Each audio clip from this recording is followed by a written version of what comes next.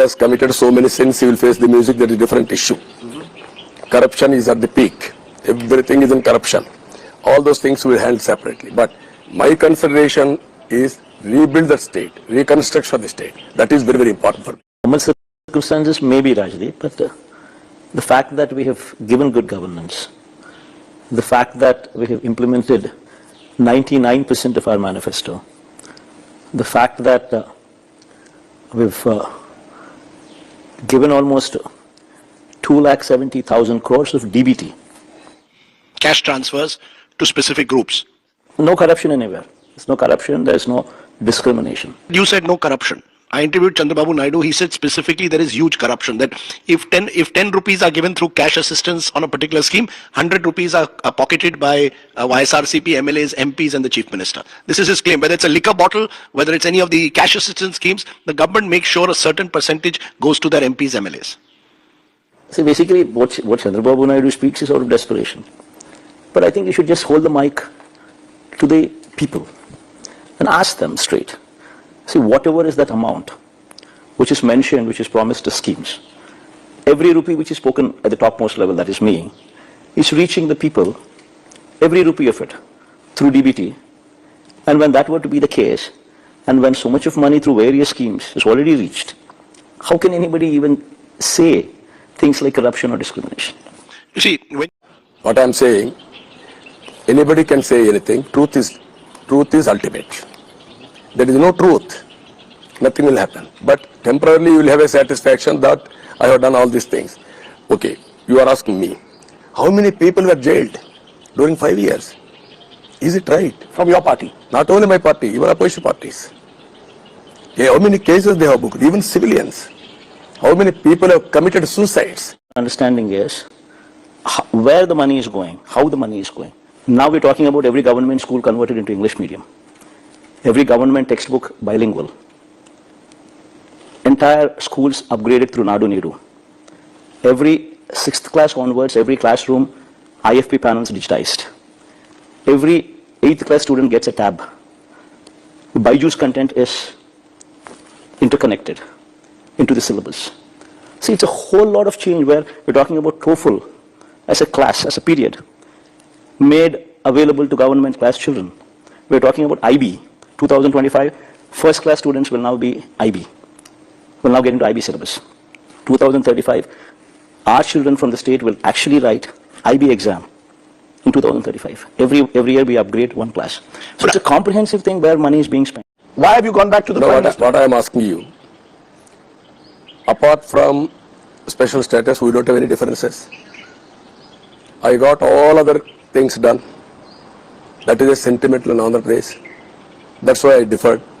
But that also, this man has promised that he will get special status. Prime Minister has promised you now. No. That's what jagan promised to the people of Andhra Pradesh. He will get special status. What happened? Not only special status, he destroyed the development. He destroyed the future. Now it is my responsibility to protect. Number 2, be it the self-employed sections, be it women who are in various self-help groups, be it schemes given to them through banks, through various promotions. If they were to not do something about the rural economy, like buying sheep, like buying cattle, then how will the growth come from? Then, going forward, the self-employed sections, who are these fishermen, these street hawkers, these barbers, these tailors, these auto drivers, all these people put together contribute to the self-employed sections, which actually constitute to the growth. No. That's what jagan promised to the people of Andhra Pradesh. You will get special status. What happened? Not only special status, he destroyed the development. He destroyed the future. Now it is my responsibility to protect. No, sir, but I want to understand, why have you gone back to Prime Minister? No, what I am saying, Centre is there, Government of India will be there. Now 14 lakh crores debt. State is in debt trap. No government has done like this. Even collectorates, Raitu Bazaars, hospitals are mortgaged. Even liquor, for 25 years they have mortgaged. That means that income is mortgaged. Like that he has done left and right, he has sold all the properties. Now I have to protect the people and save their future. better to have BJP and also Janasena, all of us together to save people of Andhra Pradesh. That is the reason we joined together. We are confident. Scam on a barren land. Your cronies and yourself have already procured land. Then you declare the capital there. That's actually the scam which actually took place in Amaravati. And to actually bring in this basic infrastructure like roads, water, electricity and these kind of things, it costs, according to their own report, 2 crores per acre, which is 1 lakh crores. Where is any state going to get 1 lakh crores to actually put up this basic infrastructure before any buildings could come up? So are you very clear? See, I think the one thing that you're forgetting is where is Amaravati and what is Amaravati? See, Amaravati is neither in Guntur, Amaravati is neither in Vijayawada. It is 40 kilometers away from Vijayawada, 40 kilometers away from Guntur. It's on a barren land. 50,000 acres are procured on a barren land. That's what Jagan Reddy promised to the people of Andhra Pradesh. You will get special status. What happened? Not only special status, he destroyed the development. He destroyed the future. Now it is my responsibility to protect. No, so but I want to understand why have you gone back to Prime Minister? No, what I'm saying, center is there, Government of India will be there. Now 14 lakh crores debt, state is in debt trap. No government has done like this. Even collectorates, Raitu Bazaars, hospitals were mortgaged. Even liquor, for 25 years they have mortgaged. That means that income is mortgaged. Like that he has done left and right, he has sold all the properties. Now I have to protect the people and save their future. Better to have BJP and also Janasena, all of us together to save people of Andhra Pradesh. That is the reason we joined together. We are confident. About Amaravati, how much did they spend in this 1 lakh crores? Not even 5,000 crores. See, by the time you actually start spending 1 lakh crores, it will take 10 years, 15 years. And by the time, in those 15 years, 1 lakh would actually become 10 lakhs.